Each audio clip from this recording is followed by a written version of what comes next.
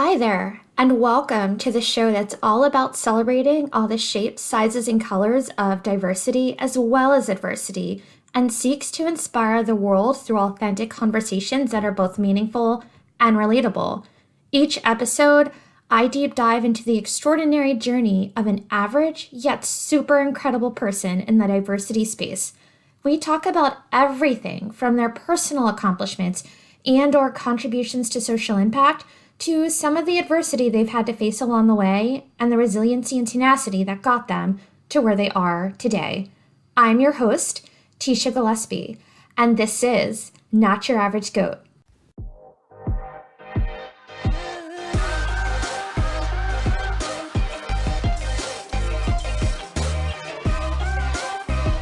I'm so excited to introduce you to my very good friend Noor this week. In this conversation, we cover a lot. We talk about what it was like growing up in India and the impact the Sikhism religion had on both her and her family. We talk about some of the struggles she faced with finding her own identity and also experiencing some abuse as a child. We also talk about how she went to Oxford University and some of the unique experiences she had there, and how she helped find a $500,000 incubation business to help improve the economic state of urban India in Delhi by connecting people to transportation.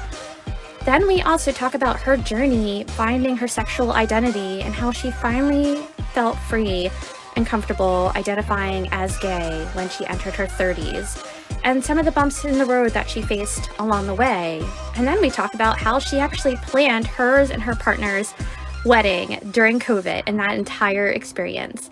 I can't wait for you to hear her story, so let's dive in.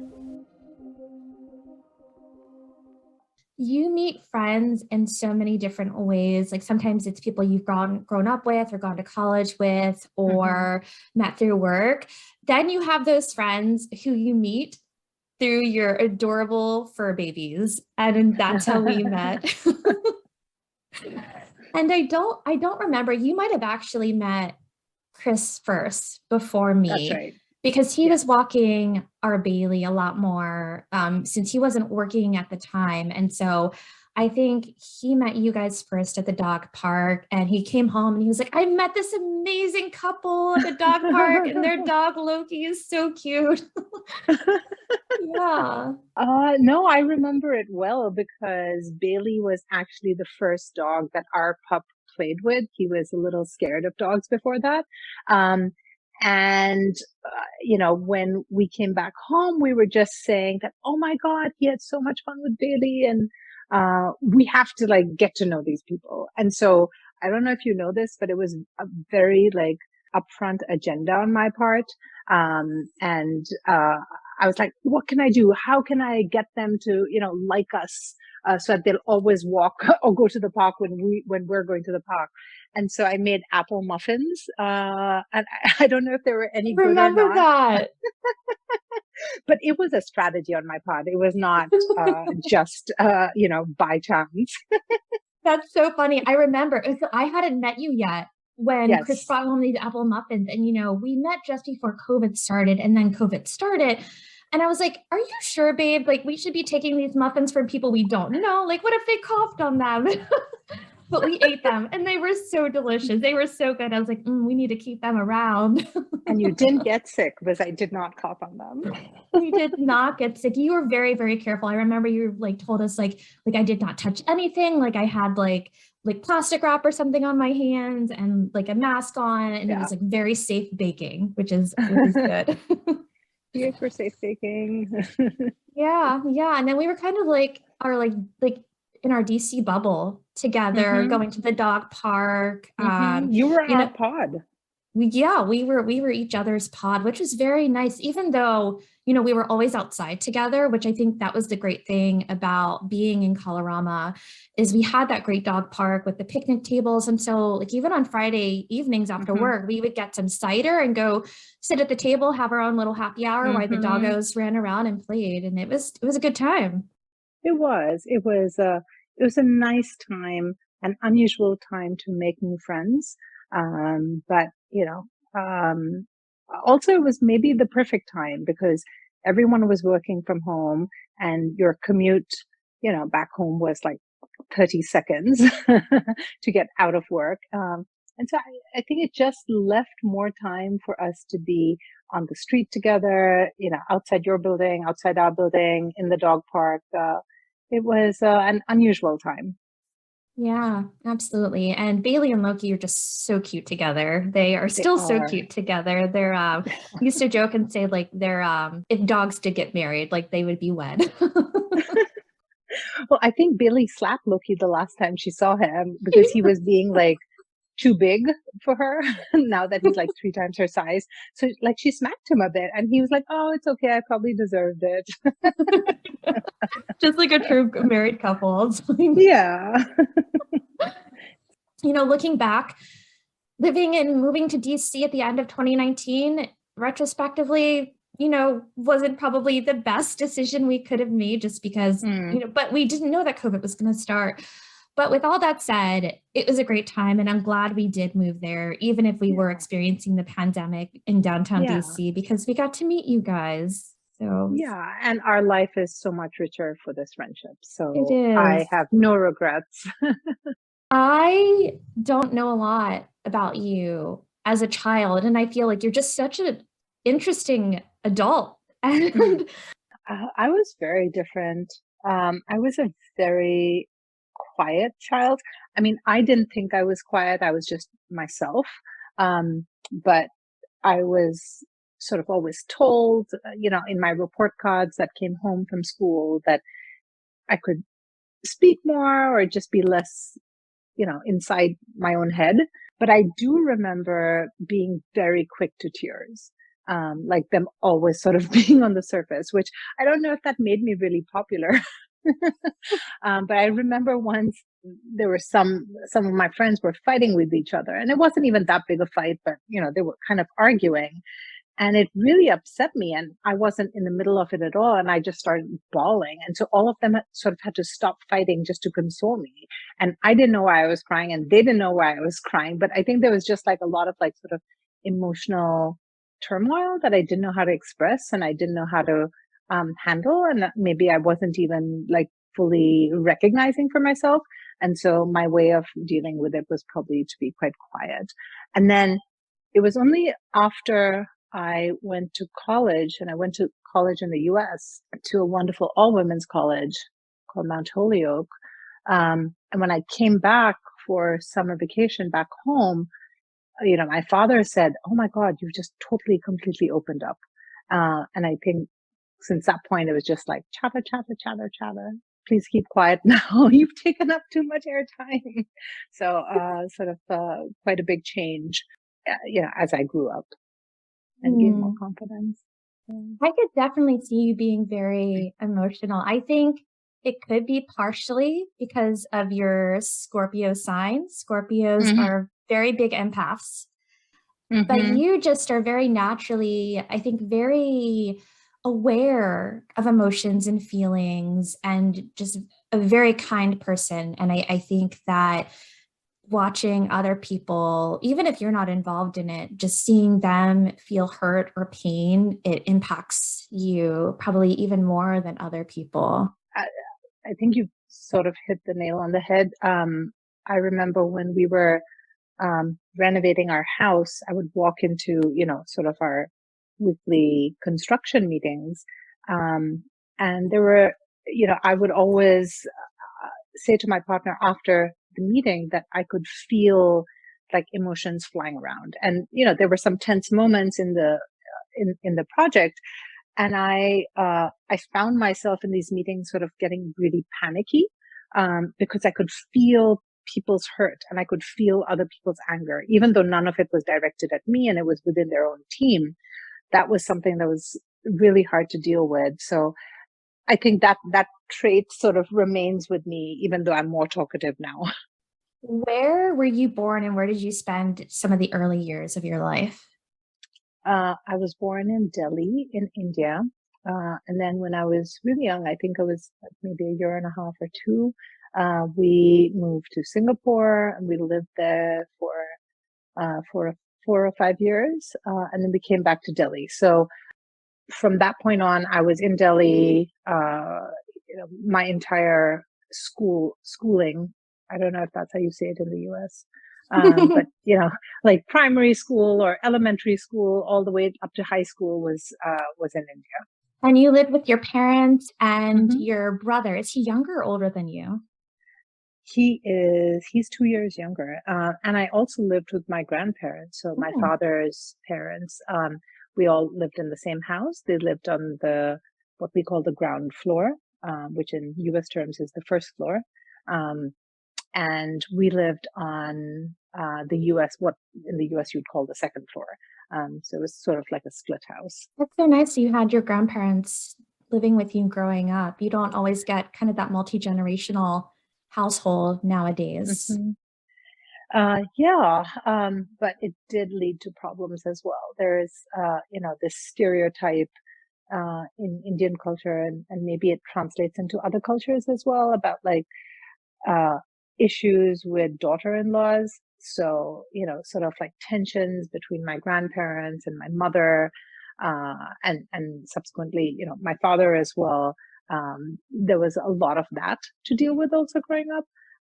So I would say it was a bit of a mixed bag, but definitely, you take the um, positives for granted when you're living with someone and only see the things that were hard. So that's what sticks out sadly in my memory more.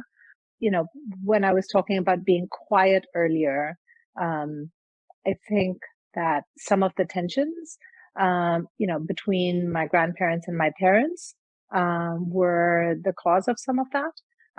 And definitely being aware of sort of the emotions in a room, and it having like a very strong impact on me, I think comes back to that because, my brother and I, we were really shielded, as far as the grown-ups thought, that they were shielding us. But I could pick up on cues, in their faces, or cues in the way that, um, dishes were passed at the dinner table or not passed at the dinner table. I was able to like sort of like see into those things to sort of understand. And I think it did end up making me sort of quieter and more inward looking, and more sensitive to sort of, as I say, emotions flying in the room. My mother and stepfather, they would fight a lot.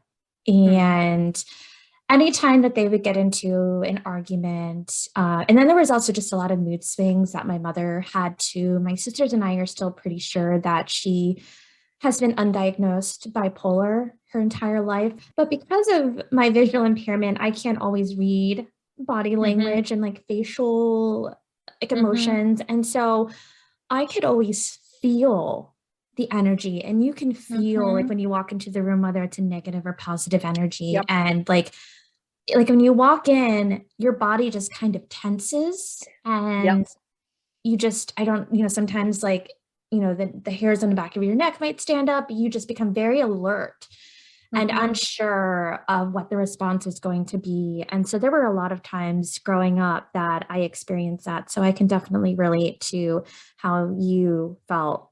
But that's really interesting what you said, Tisha, that for you it was not visual clues, but something just about the energy in the room. And, I sort of default to thinking that mine are visual cues. But Mhm. I wonder if it is also, yeah, I don't know how else to describe it other than something on your skin almost, where you can feel like Yeah. the energy. I'm putting that in quotes. But that is interesting. Yeah, it was. Think it is challenging to, live with your in-laws.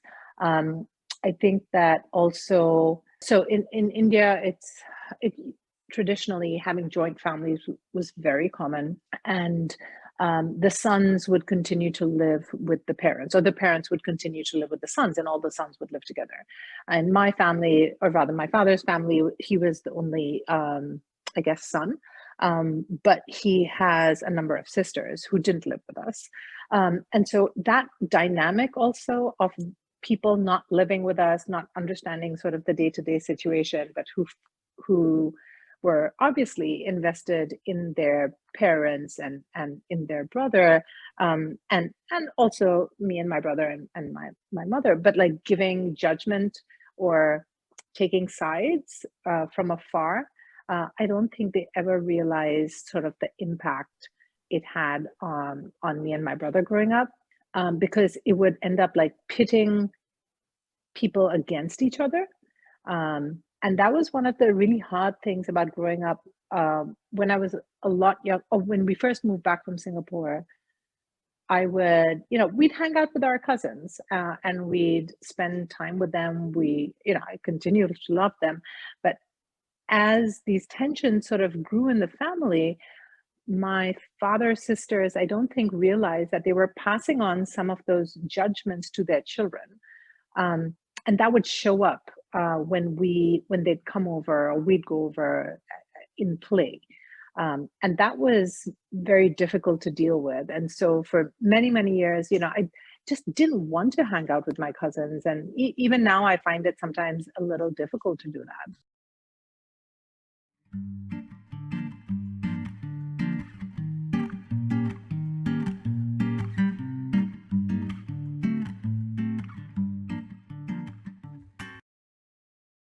So the first time you told me that your family was Sikh, I had never heard of Sikhism before. And so I did some research, finding out Mm. that one, so it's been around since the late 15th century, which is pretty Hmm. incredible. Second thing that I think is probably even more amazing is that it's the fifth largest religion in the world with about 30 million followers. And so, about the time you returned to India, there were some anti-Sikh riots going on and a lot of racism toward the Sikh people. You were obviously too young probably to remember anything specific, but what do you remember your parents and or grandparents sharing with you about that time in history? Yeah, so we came back, I think, like a year and a half or so after the riots. I mean, there are stories that my grandparents told me, and they were living in Delhi when the riots took place. One set of grandparents who had to hide in a hotel. My other set of grandparents who this was sort of interesting. One of their neighbors um, said, "Don't worry, if the mob comes to this neighborhood, um, we'll be there with you. Don't worry about it." But the neighbor on the other side, so let me just back up. We have a common wall with them. And so I think my grandparents had said, can we put a ladder between our houses so that if something happens, we can sort of climb over from our courtyard in the back to your courtyard. And they said no, that was not going to be okay. And I think as a child, that really angered me, hearing that about this set of neighbors, and I never particularly liked them.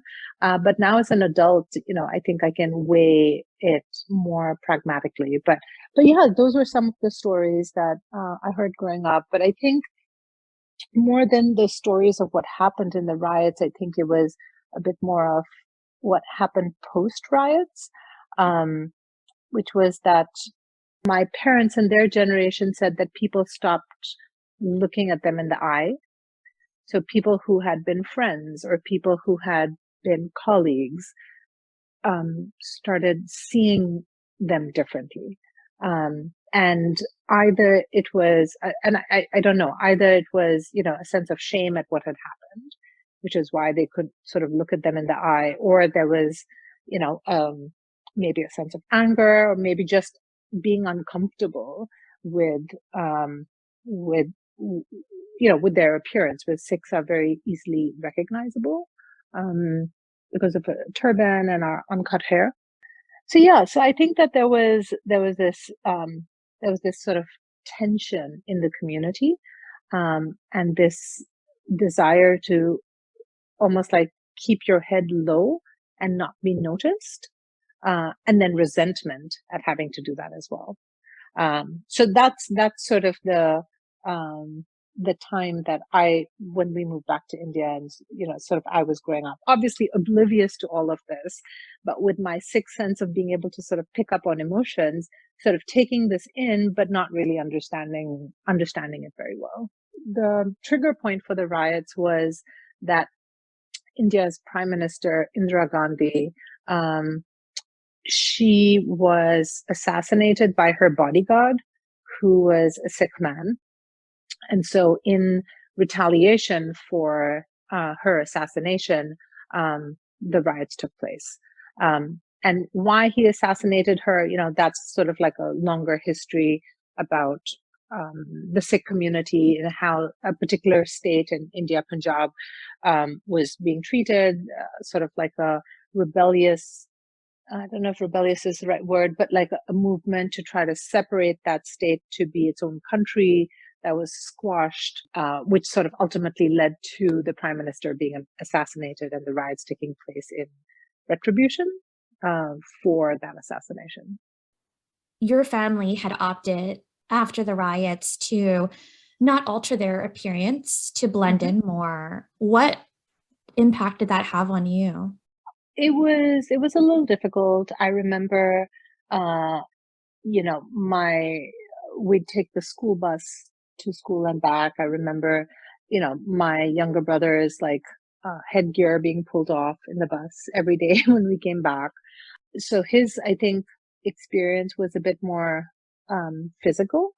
For me, it wasn't physical at all, but it was very much that, you know, becoming a teenager, developing your own identity, and hair has a big part to do with that. And in my family, we didn't cut hair, and I wasn't allowed to cut mine either. And my hair is really long. It goes down, well, at that point, it went down like past my butt. And there's no way to sort of keep it open at that point, right? Either you braid it or you put it up somehow. And I just felt sort of like locked into this look that I didn't want. And I wanted to be able to like cut it short and experiment, or even like put streaks in my hair, and all of these sort of things that's just like not possible if your hair is that long and that heavy. That was my biggest experience, which was being unable to sort of like participate in those moments of crafting your own like physical appearance and identity. But the funny thing is, my father, who is very noticeable, he's never really even paid attention to the fact that he looks different from other people. Like, I don't think it ever occurs to him, which is so strange because he's a big man and he has a beard and he has a turban. And even in the US, he'll walk around on the street. I remember once, and maybe I'm skipping ahead here, but once in New York, they were walking on the street, and this was after 9/11, I think, the year after, and there was some kind of like bomb threat, or some other security threat in that area. And the police was sort of pushing everyone away. And my father is sort of like sauntering into that situation, like oblivious to how he looks. And my mother's just like, "What is wrong with you? You have a turban on your head and a beard, like get out of there." Or at least like listen to what the police officer is saying. Like, don't edge ahead to go see what the situation is. And you can see like these police officers starting to circle my father and he has no clue. So yeah, I think for me, like growing up, it was this like sort of like more wanting to craft my own physical identity, and just feeling like I wasn't going to be able to. But I will say that not having cut my hair is my identity now. At this point, I am, I guess, an adult, and I would be able to cut my hair if I wanted to, but that desire is sort of gone. I feel like sometimes that physicalness of my hair, and having to go through a little bit more when you wash it and it doesn't dry, and like how to like just like tame it and keep it sort of presentable looking. That piece kind of reminds me of my parents. It reminds me of growing up, and it reminds me of some of the things that they've taught me. So I value being able to do that at this point. Yeah. So I guess it's sort of like come full circle at this point. Do you still identify as Sikh now as an adult, or have you kind of changed your religious perspective? That's a good question. I mean, being married to someone who is not a Sikh, I think is challenging my thoughts about my own identity as well, in that, um, you know, we always say that all religions teach the same thing at the heart. Um, and I think that is true. Um, and then where religions differ is in, I guess, like guidance on how to live your life and how to reach, how to get to a point where you are at peace with yourself, and uh, maybe, like, I don't know, at one with the universe, but also, and how to live in society. And I think that in some of the execution there are differences. What I know as Sikhism is what my parents and grandparents and sort of, close family, how they practiced it. And I'm realizing that not all Sikhs necessarily practice it that way. Um, and so this hybrid, whatever it is that I believe in, what is that called then? So I mean, I think that, I mean, I definitely do identify as Sikh still, but I guess I have my own interpretation of it. And I think that So, that's the great thing about growing up and being able to kind of develop your own thoughts and not have the constant influence of other people telling you what mhm. religion should mean to you. Right. And I think it is a very personal thing. It can be a very quiet thing. A lot of times, or especially in this world that we live in today, religion is not a quiet thing. It's a polarizer a lot of the time. Or, you hear a lot of negativity, or you hear a lot of loud voices around religion, especially in India, and I guess maybe other Asian cultures. But it's a very private thing. It's your own link to an understanding of everything around you and yourself within that. So it has to come from within. So I still identify as Sikh, but I think that, um, maybe a little spiritual freedom that I think goes beyond any religious boundaries. Does that make sense? I like that.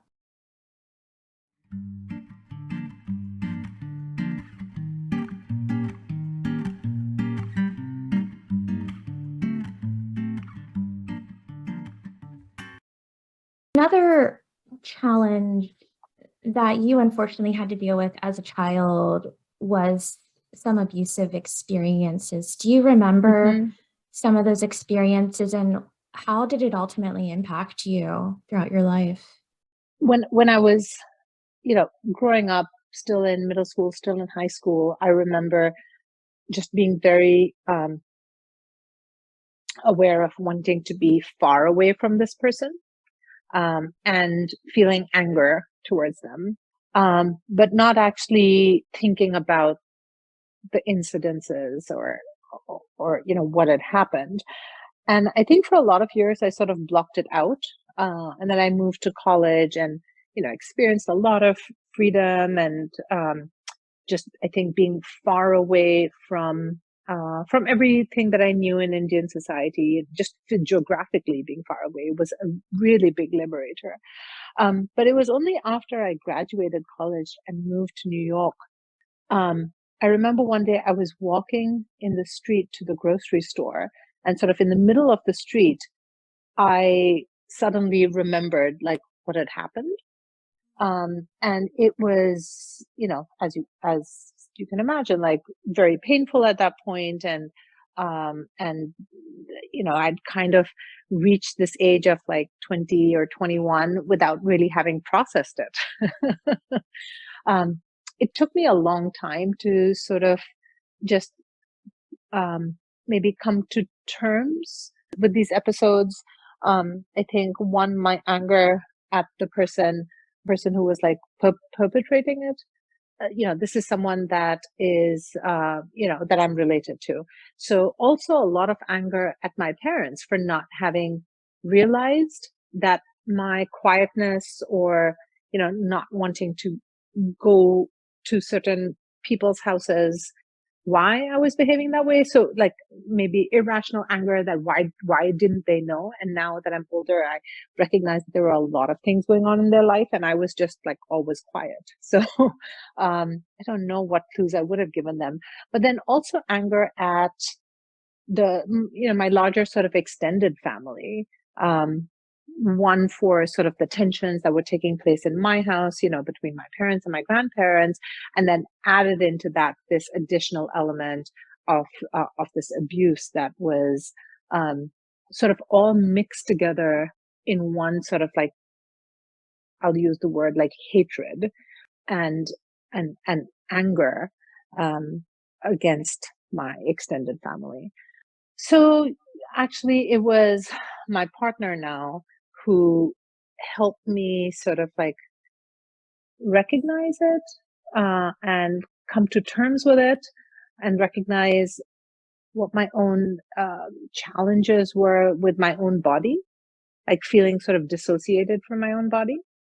And also, really, she was the first person who felt my anger and who shared in that anger.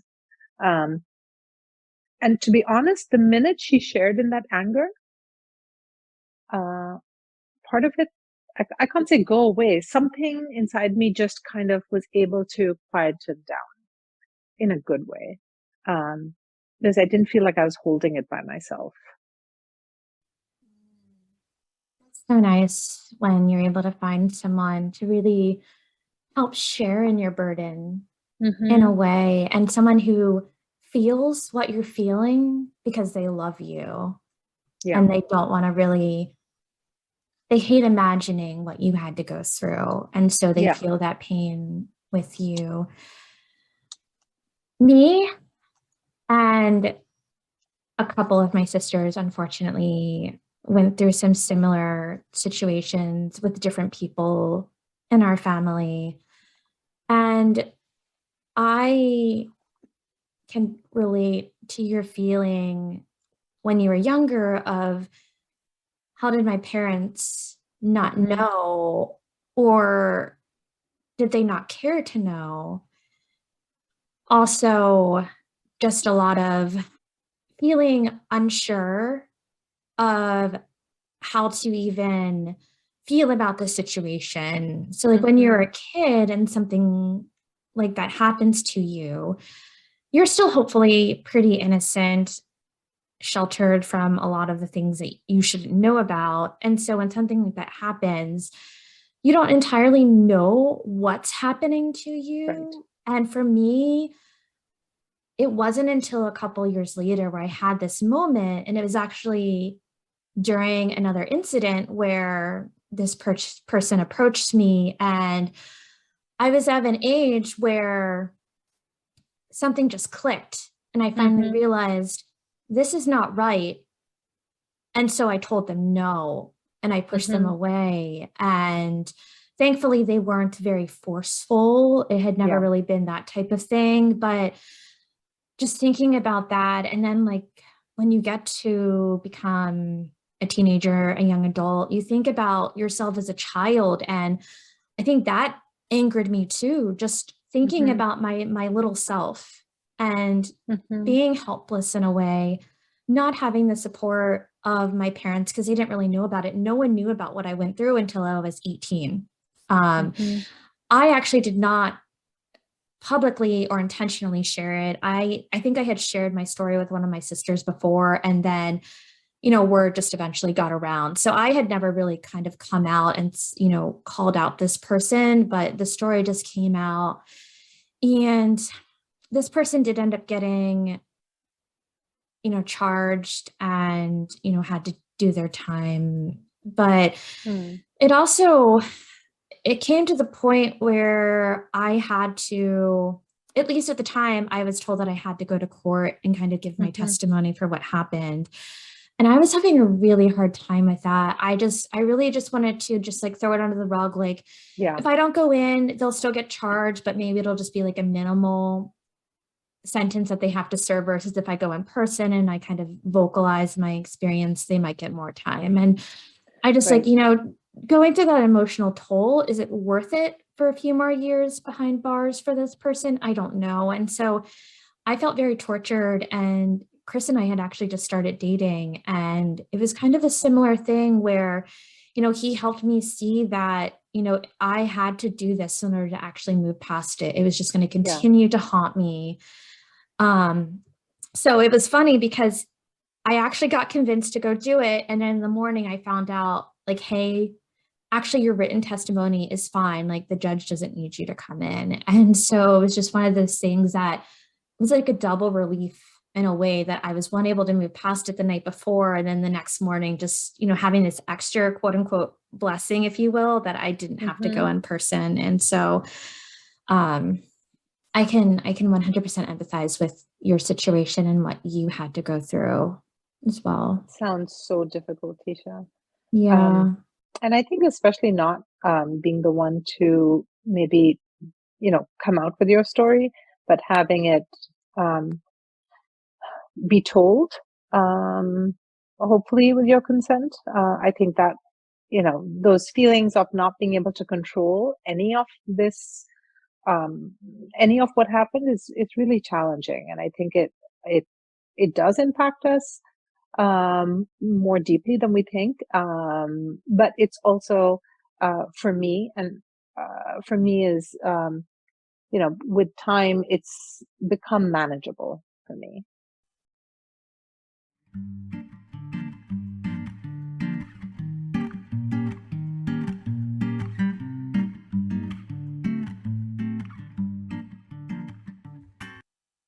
When you're 18, you go off on your own for the first time and go to Hmm. college in the United States.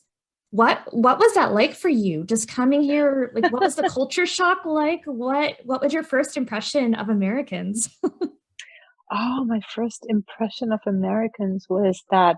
So my first impression of Americans was that they were like super, super rich. Um, because I think, so in India, if you're not wealthy, right, it shows in the shoes you wear, it shows in the clothes you wear. It's very sort of like upfront. Um, and over here, I saw that, everyone had clothes, firstly, but then secondly, everyone also had a car.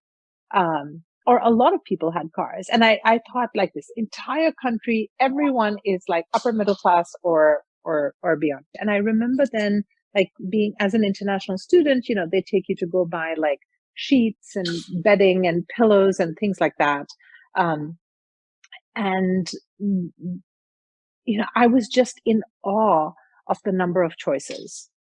I had never seen anything like it. Like I think I actually got a headache. I had to buy like toothpaste and I had no idea which one to choose. And in the end, I just like ran out with something. It was probably, I don't know, maybe it was like super expensive or I had no idea, but like I had never seen, that kind of like consumer culture in my life before.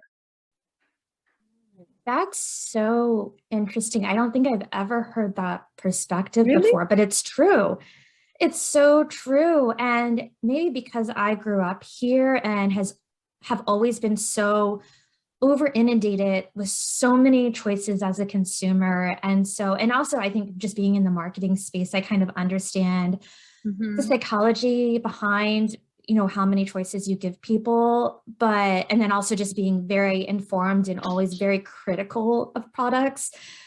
But yeah, that definitely does not surprise me based on the type of community and culture you grew up with in India to come here. It must have been so overwhelming. And just, like you mentioned, toothpaste of all the Yeah. things to just not Yeah. know what to buy. Yeah. I mean, but still today, I feel that way, but it's usually with larger purchases. Like Items. when you're choosing a new bed or a new Mm-hmm. car. Mm-hmm. So to just put it in that perspective of, yes, like this toothpaste was stressing me out. It's funny. I know that like in the moment, it probably wasn't funny for you. Yeah. But so I mean, just to put it in perspective, when I came to college at that point in India, there were basically how many types of cars were available? There was the Ambassador, which was this, I guess, Indian made car. And then there was like the Maruti Suzuki brand, and they had like two or three models. And that was it. That's all you could buy. There was nothing else. So like four types of cars that everyone drove around. I mean, just contrast that to what was happening at that point in the US, like that's sort of the scale of the difference between, what kind of like consumer culture I was coming from and what I was suddenly like thrown into. You went to Oxford University I did. for your grad degree. That is so cool and wild to me because usually in order to go to Oxford, you have to be a Rhodes Scholar. And so not many people get to go to the University of Oxford. Like when I think about it, I was like, oh, Bill Clinton went to the University of Oxford. Like he was a Rhodes That's true. Scholar. He was. How did you get into Oxford first? How did I get in? I think that maybe my resume was a little different, or maybe my experience was a little different than other people's. And so Oxford has, or rather the MBA school at Oxford has a very big focus on social entrepreneurship. And so right before I had gone to Oxford, I had worked in that space and I had tried to set something up and I had a story to tell around that. So I think maybe it was, maybe that's sort of what helped my application as well.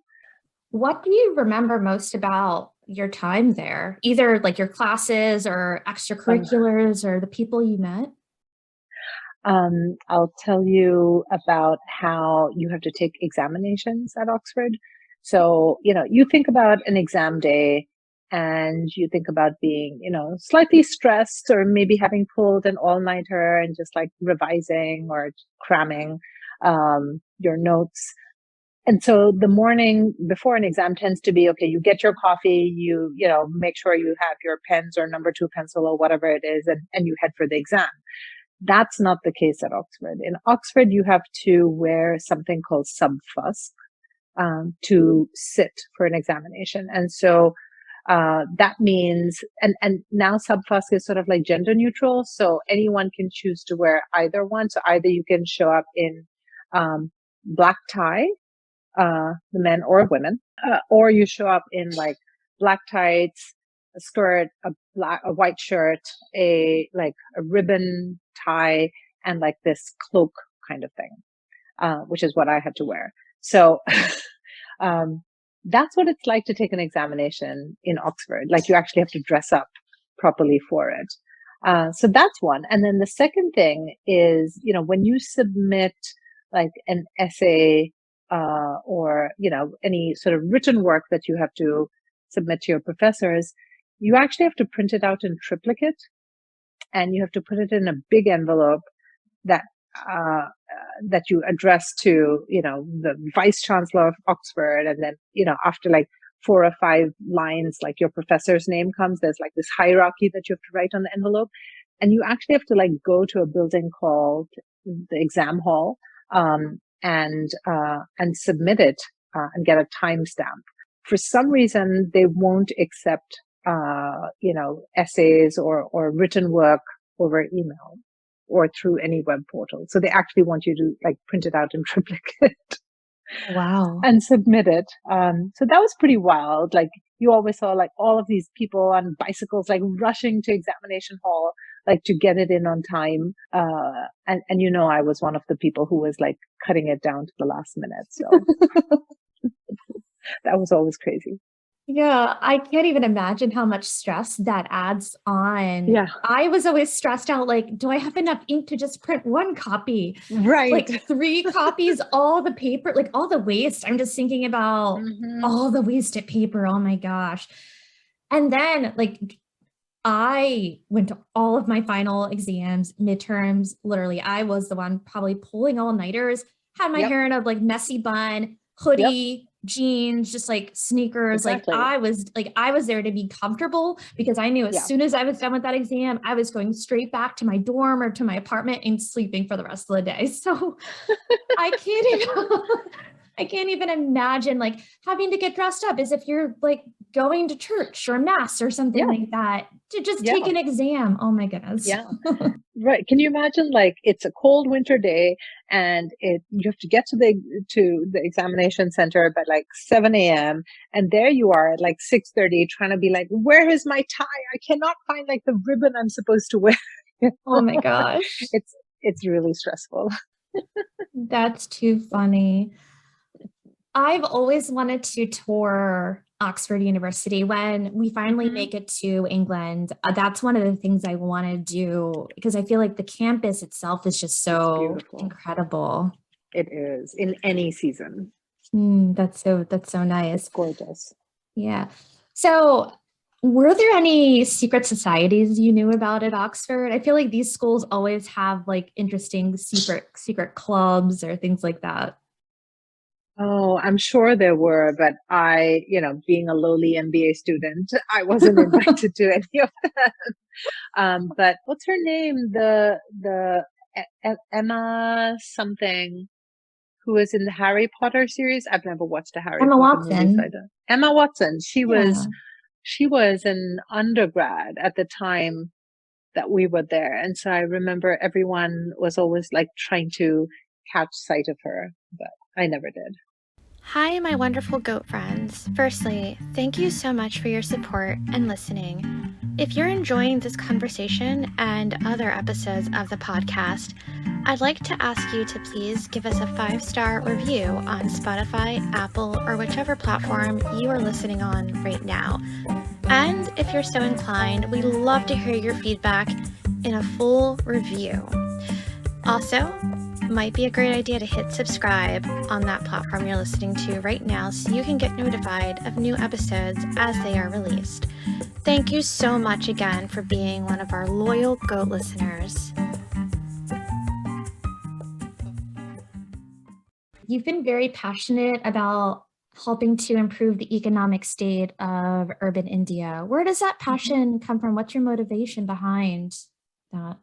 Before I went to Oxford, I was working to set up an impact fund to invest in young people living in Delhi's slums um, to sort of like develop business ideas that could solve problems in their community. And, when I was trying to raise money for that fund, um, it became pretty apparent that I couldn't do it just based on this idea alone, but I needed to actually talk to a bunch of young people and get a sense of what are these, you know, business ideas that this fund might invest in. And so I spent a lot of time going to these areas on the outskirts of Delhi where basically what Delhi was hosting the Commonwealth Games or had just hosted the Commonwealth Games. And they, the government did not want this visual of slums inside Delhi to be what made it into the newspapers globally or to the folks who were coming to attend the games. And so they basically lifted all these communities out of the slums that they were living in, and moved them all the way on the outskirts of Delhi, about 30 or 40 kilometers outside the closest like metro station or bus stop, where there were no jobs, there was no like water, sewage, there was no electricity. It was basically like sort of like barren, empty land that they moved them out to. And so I spent time in those communities, sort of like meeting young people and trying to understand like what are the issues in their communities and like what would they do to try to solve some of those issues. And I met this young man who was very clear and actually very persuasive. His idea was that you know the people who had been moved out to these communities all their ties were still back in Delhi, was still back in the city, right? So the jobs that they used to have, or the universities or college or schools that they used to go were still like in the heart of Delhi. Um, and so his idea was that help me buy a few buses so that he could transport people from that, peripheral sort of area that they lived in to the closest metro station or to the closest bus stop, which was too far to walk. Um, and that, for the first time, sort of helped me see transportation in a new light. And, I had a very privileged, I still continue when I'm in India to have a very, very privileged life. I have a car, and other than, griping about sitting in traffic, that's my biggest concern. It's not difficult for me to get any place. But imagine if you were just sort of in the middle of nowhere and had to walk, a few hours to be able to get to a bus stop, after which you would then spend 2 to 3 hours getting into the heart of Delhi to your job or to your university or whatever. And that was really sort of the first time I understood that, like, transportation infrastructure, which maybe sounds really boring, but like how sort of integral it is to our lives. It's almost like this invisible thing that impacts every part of our life, like from how you engage in society, to what jobs you can access, to what your income and earning capabilities are.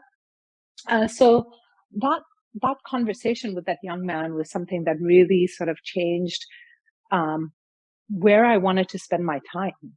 And so I sort of like shifted from working sort of the investment side to looking at, okay, well, what businesses actually can help thinking about infrastructure in urban areas.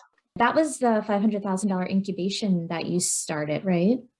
Yes, that that's is so right. cool that you're able to raise all of that money and really impact Delhi in such a way that's so cool. And I mean, transportation, yes, infrastructure just does sound a little boring just when you say it, but it's so interesting to me thinking about it in the way you presented it and how you got involved in the impact that this impact fund was able to have is so incredible, because I think that being able to help people in their daily lives just do something so simple as having access to a bus and being able to get to their job.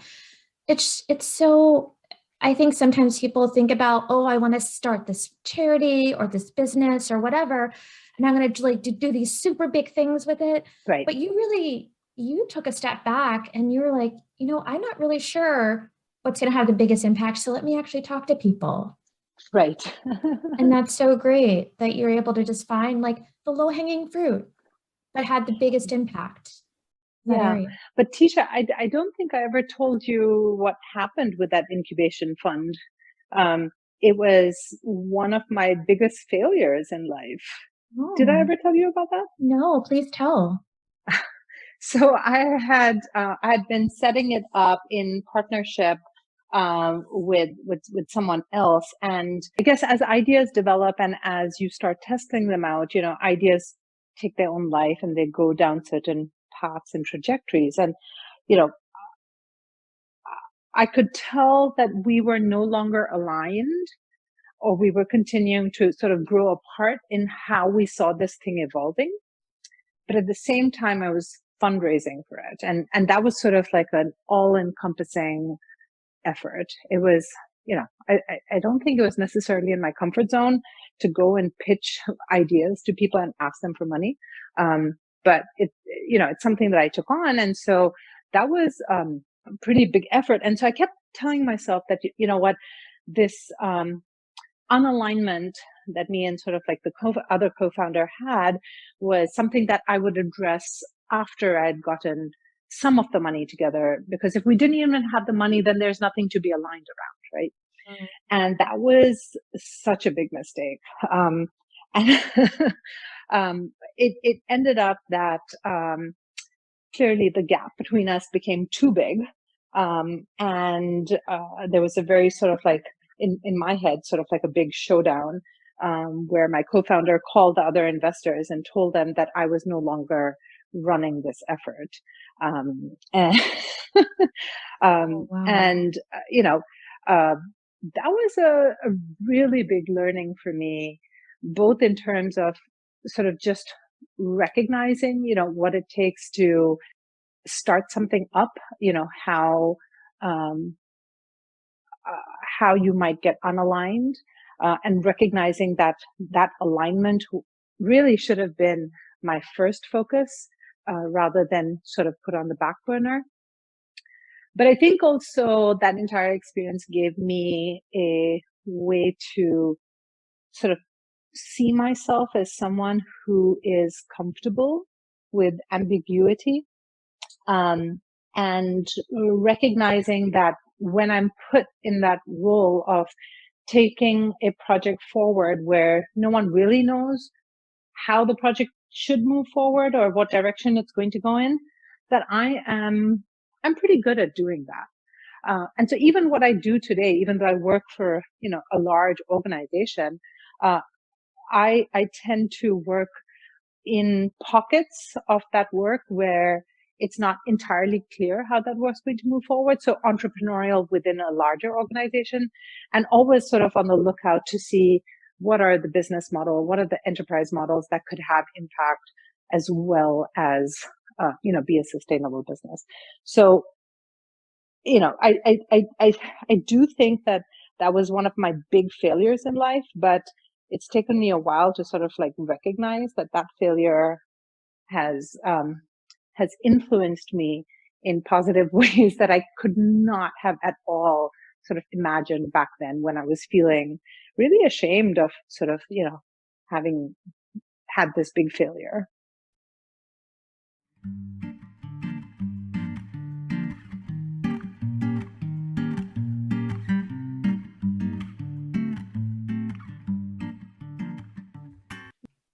When I first met you, you were in a partnership with another woman who you're now married Hmm. to, and she's amazing.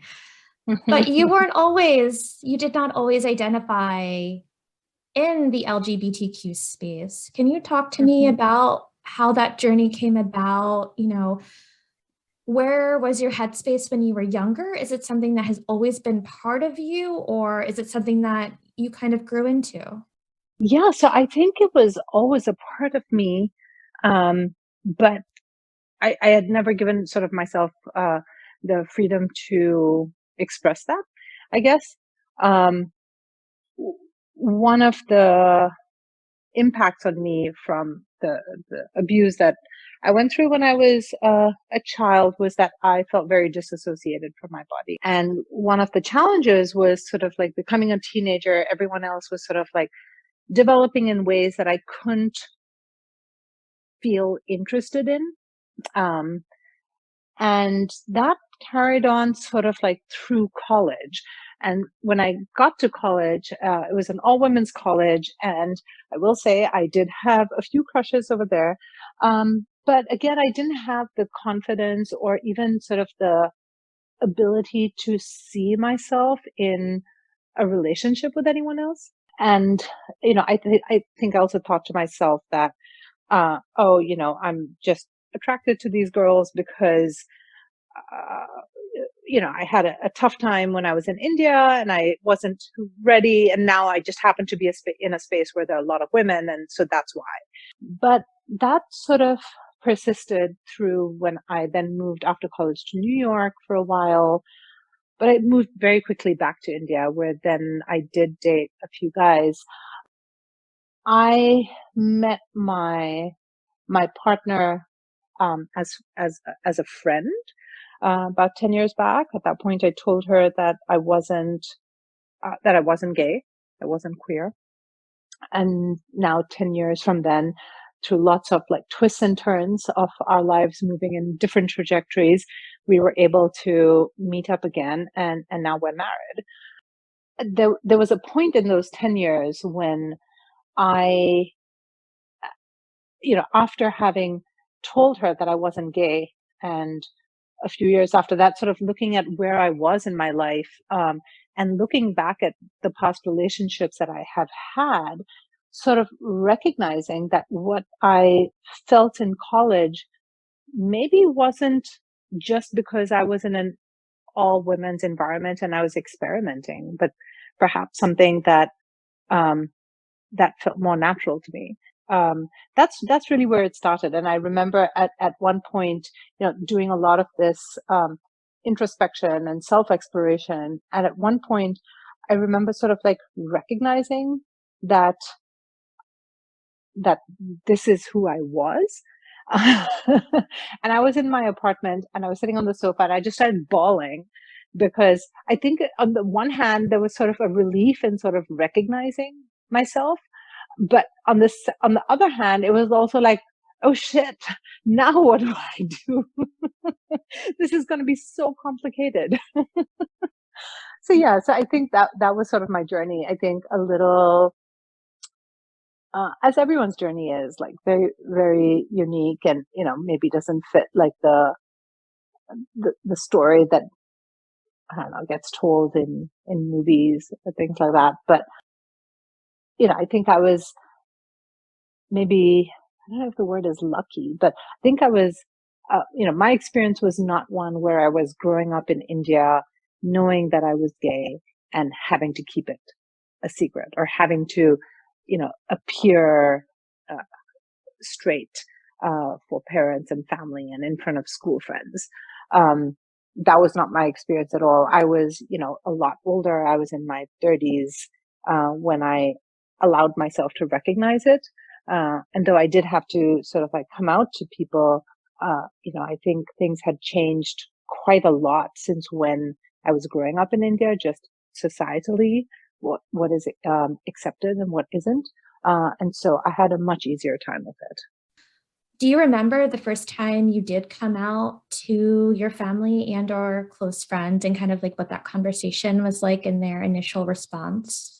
Yeah, so I told my brother first, and he was taken aback. But he, I think quickly sort of he got on board. And then I knew I needed to tell my parents, and I was really worried about that. So I remember, visiting the city where they lived, and telling them after dinner that I needed to tell them something. And it was really awkward. I blurted it out. I do not remember to this date what words I said. I was really worried at that point.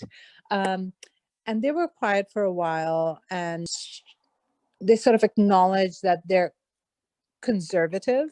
But my mother also said, she said that, we're conservative, but we're also very practical. And so part of being practical is being able to change what they felt conservatively about, or what they were conservative about. And I thought that was, that's sort of just like, there was this like sense of ease that, okay, they're with me, and they're open to understanding, and they're open to figuring out like how to um how to think about my life. And it's been really great. I think they have been very supportive. My mother reads a lot on the internet, so she educates herself. And it's I've been very lucky to sort of have their support. But I will tell you of an experience that was not as great, which was one of my closest friends from high school. When I told her, her reaction was, very shocked in a very negative way. Um, Mhm. and that was really hard for me to process, because this is someone who, has very liberal views. And I still don't maybe completely understand why her reaction was so negative. And I think it did take sort of a toll on our friendship. Maybe we've reached sort of an equilibrium, and she's really supportive now, but it was difficult for a few years to sort of like um, recall the words that she used that were very strong. um, and I think I might have expected that of other people, but I really didn't expect her to have that reaction, which is why I think it hurt me so much.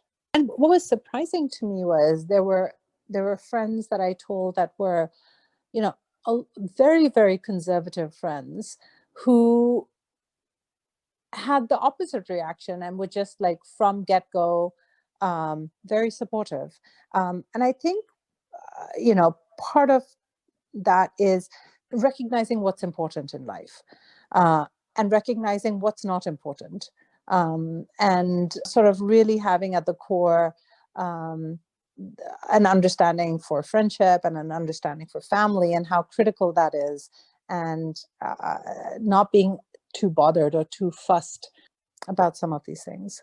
I'm glad you have been able to mend your friendship to some degree, but I'm sure that was a very, very tough thing for you to experience, especially for those people who, like, regardless if they have liberal or conservative beliefs, you would hope that the people who are closest to you, who love and care about you, would just support you no matter what. So that must have been really, really hard. Hey, Goat fans, I can't believe it, but we are already starting to prep for season 2. So, if you're interested in being a guest on Not Your Average Goat and are ready to share your story with the world, please reach out. You can submit a request at notyouraveragegoat.org/contact.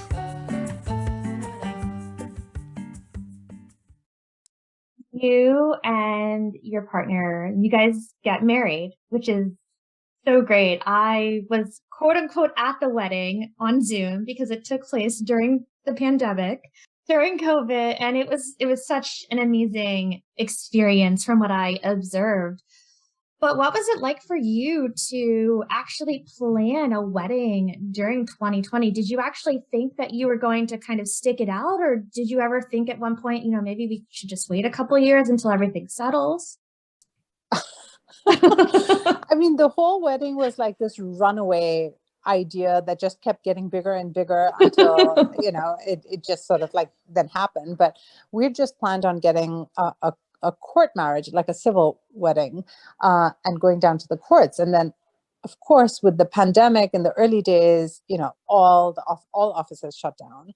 And so we heard back from the court, I think like 3 or 4 months later. This is like now well into the first year of COVID in 2020, the summer. And they said that they had installed Zoom on all the judges' computers and had taught them how to use it. And now that judges were conducting civil ceremonies over Zoom. And so I made the mistake of asking if I could invite anyone else onto that Zoom call. And they said, feel free to invite whoever you want. And so suddenly, from what was in our head, which was, the two of us going down to the court to get married, it turned into 200 people on Zoom. And I think it was like 5, maybe like 10 people with us in person. It was really fun, but difficult. I will say that everything that we did, from whatever arrangements we made for the 10 people with us in person to how we tried to orchestrate this Zoom wedding. And it was the first Zoom wedding I had attended. I hadn't heard of anyone getting married over Zoom before, and trying to coordinate like people across, I don't know, like 5 or 6 time zones to attend. Everything that we did, my partner and I did together. In India, you're very used to having all the cousins and family and extended family and, friends constantly gathering in your house 2 or 3 weeks before a wedding to arrange and plan and coordinate dances and basically join in, merriment. And this was very different. It was just the two of us. And it was the two of us sort of stringing lights up on our porch for the ceremony the next day. And it was the two of us, trying to figure out, how, what the seating was going to be, and to disinfect all the seating or anything that some of the guests might use, to like creating like some videos for folks on Zoom to enjoy. So it was a very much a show that we put on together. And I think that that's like maybe a little different from a lot of Indian weddings that tend to be, the couple that's getting married not doing as much, and the family taking it on for them. So that was definitely something that was quite different.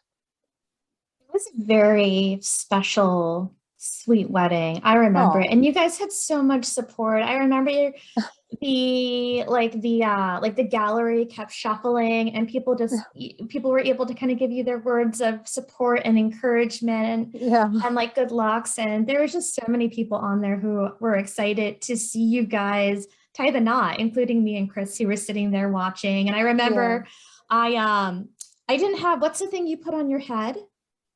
The like Like scarf yeah, thing. scarf thing. Yeah. Yeah. So I remember I didn't have one of those. So I was like trying to participate and I like Chris like gave me like a blanket. And so I like put the blanket over my I don't know if you've ever watched the Zoom recording to like see me doing that or not, but I haven't actually. I started to, and then I was sort of mortified at like hearing my own voice. I was like, oh my God, my voice is terrible. And so I shut it off immediately.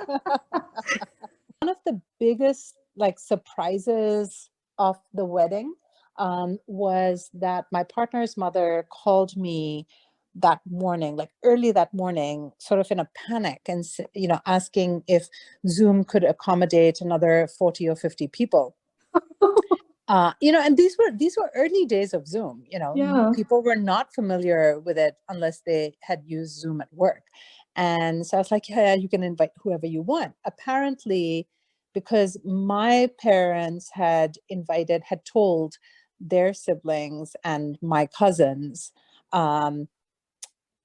so my partner's parents decided that they could not be left behind, and they were going to be really brave and tell their siblings, and all of my partner's cousins as well. And so there's a time difference between here and India, and so in the morning while I was getting my hair done, my partner's mother had called up her entire family and said, I've supported your children's weddings through the years, and now you're going to support mine. And so this family was told that their, I guess, niece was marrying another woman, and that they better show up in all of their wedding finery in the next 2 hours to this Zoom wedding. And what's beautiful was that they all landed up, and we got such lovely messages of love from this extended family, that mine and hers, that were probably just had never dealt with a situation like this before. That was really special to get love from so many people, where we had been nervous about whether that would be the case or not. That's so nice. Way to go, Yeah. mother-in-law. Right? So one question I love to ask everyone, because everyone I'm having on this show has some way or another inspired me. And so I want to know who or what in your life has been your biggest inspiration and why? Oh, can I change the question a bit? Absolutely. Okay, so I would change the question to, who in my life is my inspiration right now? And right now I have to say that my inspiration is my dog. And that seems Aw. like a very flippant thing to say, but it's actually deeply spiritual. Um, I would love to emulate how my dog is always happy to see people, is able to let go of the chicken bone that I didn't let him eat on the street and forget about it in the next 5 seconds, and truly be happy when he's sitting outside in the sunshine and there's a cool breeze. Um, that is, I think, these are all lessons that I need to learn and lessons that I need to practice. And so I take a lot from from him right now in terms of the kind of person that I want to be. And I maybe that's a little strange, but you told me to be honest, so I'm going to be completely honest. Oh, I love that so much. And I think we all could benefit from being more like dogs. And I joke with Chris saying, looking at our two dogs, it was like, oh, like I can see your personality in Charlie, Yep. or I can see your personality in Bailey. And Yeah. it's so funny, but at the same time, oh my gosh, dogs are just so pure. Their They really love is are. unconditional. Mm-hmm. They enjoy every moment. Oh my God, just seeing Bailey pick up a stick, as soon as she gets a stick, she just gets this gallop in her step Yeah. and she is just so happy. Like Yeah. just as happy as like I am when I get to like lay on the beach, but I also have to have like a cold drink and a book Right. and like Right. hear the ocean and Right. just this like this stick, just simple thing. Just Yeah. they love so much. Their happiness is so pure. Yeah. Oh, that I don't think that's silly at all. That's a great answer. I don't think anyone else will ever give me that answer. I also really admire, and maybe this is not something that I will try to emulate, but the minute I say, I'm going to spell it out on the show, because he's sitting next to me, and if I say the word, then he's going to think that something's about to happen. But if I say LETSGO, right? Mhm. It doesn't matter if he's fast asleep. All he has to do is like stand up, shake himself off, and he's totally dressed and ready. Yes. So he has like a 5-second get ready routine, and his attitude is always ready, to go. I wish my time to get dressed and to get ready was also 5 seconds. Yeah. I know, me too. Right? It's so great. The people with the long hair, we all like wish that it could be that quick. Yes, 100%. So, is there anything you would like to close out the show by promoting or plugging that you believe in? Yeah. Adopt a dog when possible, or foster a dog if that's not possible, or a cat. Yeah. Well, go for the dog first. I'm a dog person. I agree Adopt, with don't that. buy. Exactly. Both of our pups are adopted. There's so many dogs out there, especially during COVID. We actually got one of our dogs, as you know, from South Korea, because there's tons of strays just on the streets in different countries too. Even after like hurricanes, so like a couple of years ago when that big hurricane hit Puerto Rico, there were so many dogs that were found. So I know everyone wants a puppy. You can sometimes adopt a puppy too. You don't have to go to a breeder. Plus, puppies from breeders are just so damn expensive. Like adopting a dog too is also just more cost effective. Like it's usually, less than $1,000, and that covers all their shots, everything. And yeah, so 100% agree with you. Go adopt. Do not buy new. Yay. Yeah. Well, thank you so much for doing this with me. I've had so much fun, and I actually learned a lot about you too. Thank you, Tisha. We need to meet again for coffee where I ask you all the questions. Absolutely. We will make a plan for that. Well, I hope you have a great rest of your Saturday. Yeah, thank you. Great. Talk to you later.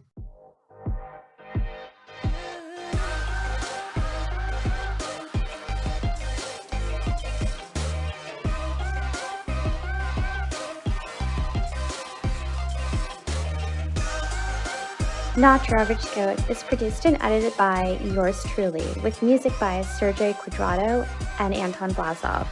All content is copyrighted and should not be recreated, reproduced, or reused without explicit consent. Please visit notyouraveragegoat.org/contact for questions.